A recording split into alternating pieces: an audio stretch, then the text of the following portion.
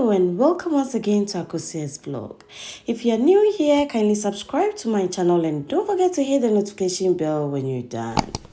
Do you have picky eaters at home and are you tired of missing out on enjoying a delicious plate of jollof rice just because you don't have tomatoes on hand? Don't worry, I've got you covered. In this video, I will review my secret recipe for making mouthwatering jollof rice without tomatoes. You'll be amazed to see how simple and easy it is to make this.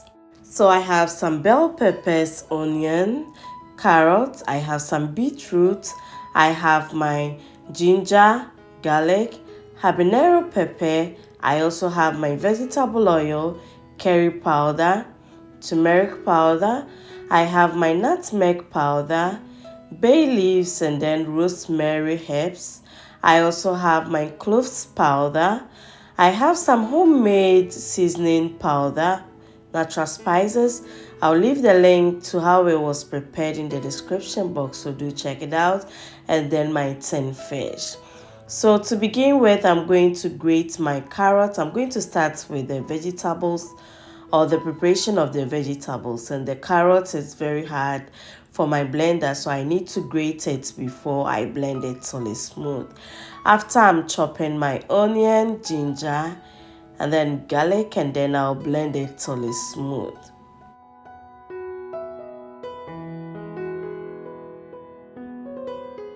You can alternatively also use water instead of the oil and it will all be good. So once the onion and ginger has been smoothly blended, I'm going to turn on my heat and then pour oil into my saucepan and bring it to a heat. After, I'm going to slice some onion into it. So for this particular stew, I'm going to use both the yellow and red onions because each has its own flavor and it makes the stew become so flavorful and aromatic. So once I'm done slicing the onions into my oil, I'm going to allow it to fry till it's translucent or till the onion becomes flavorful.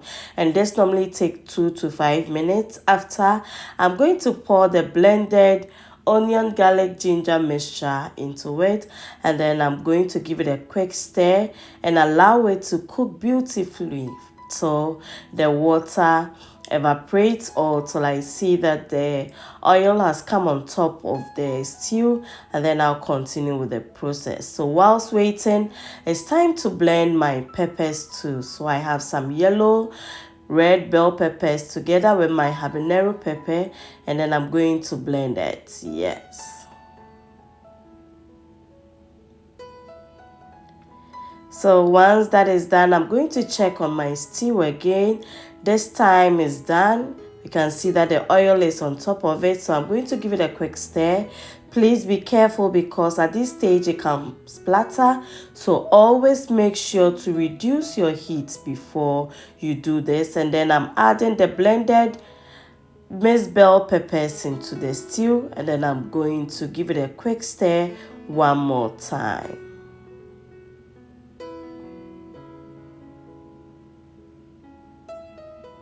So once I'm done, it's time to cover it and then allow it to simmer.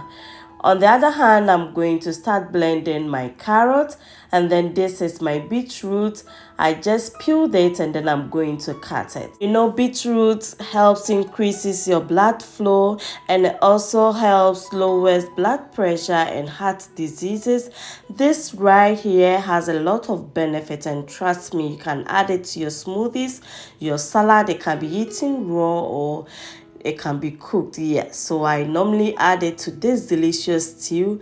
Now I've added it to my carrots and I'm going to blend till it's smooth and then add it to my stew. So the stew is also cooking beautifully. The aroma is also heavenly. So I'm adding it and then I'll add a little water to rinse it and then add it to my stew.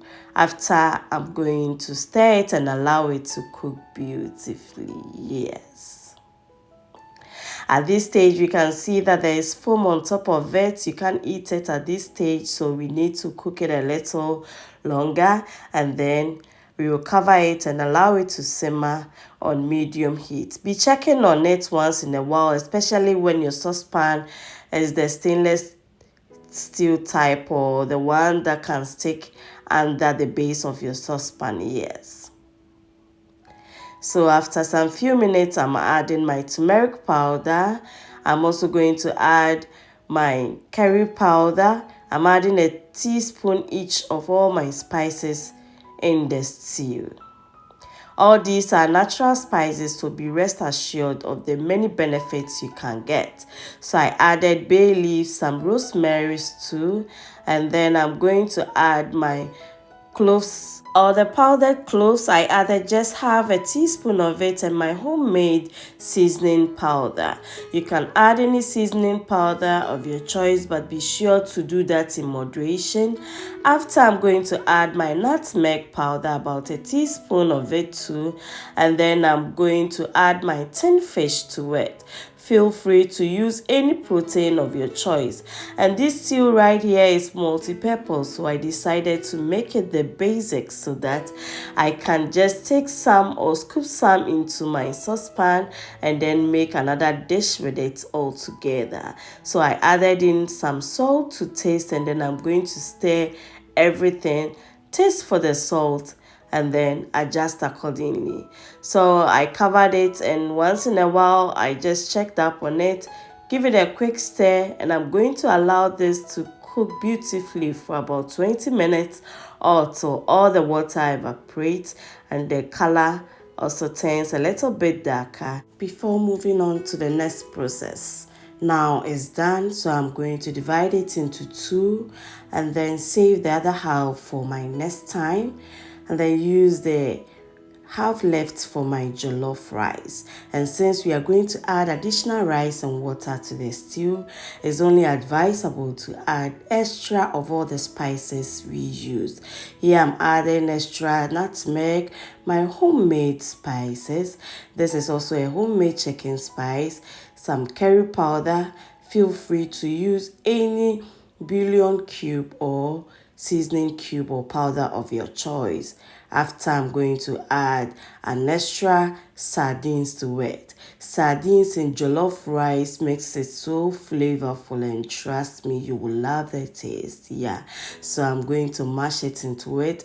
Don't mash it too smoothly. Leave chunks of it in it, cover it, and allow it to simmer for at least 2 minutes before you continue. Now I'm adding my rice to it.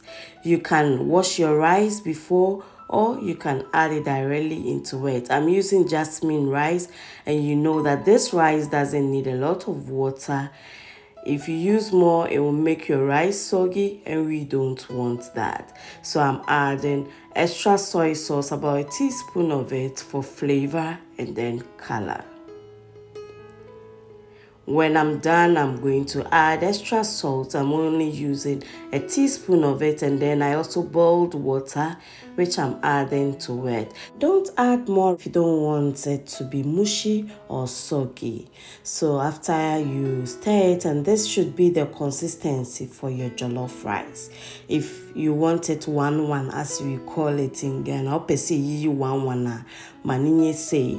So cover it and allow it to simmer on medium heat till the water evaporates like you see here. After, you have to lower your heat completely. It has to be at the lowest minimum. This time round, we are going to use the heat that the rice retained at this stage to cook it beautifully. Yes. So one person, one more better. Na so pese yiji 1-1 a udru stage we ya low jano se bidie na ode no a yiji bidie no free ko pot na se na enka ketue bi na ode ato apaso ana se counter so na wakata so with an aluminum foil, and then you cover it and allow it to simmer on low heat till you are done. Now be checking on it once in a while. This time round it's not well done. You can see that the top part is not yet done, so we are going to turn it over. So we are going to stir it a little while. Please, you notice that I changed my ladle at this stage. Use the fork type if you have, and then you turn it over nicely after you are going to cover it up. Now, after some few minutes, this is how our jollof rice looks like. It's well done at this stage. Now, this rice is for picky eaters because I didn't add any vegetables. I blended everything inside it. So now we are done. Serve and enjoy with the rest of the family. Till we see each other next time, is bye-bye.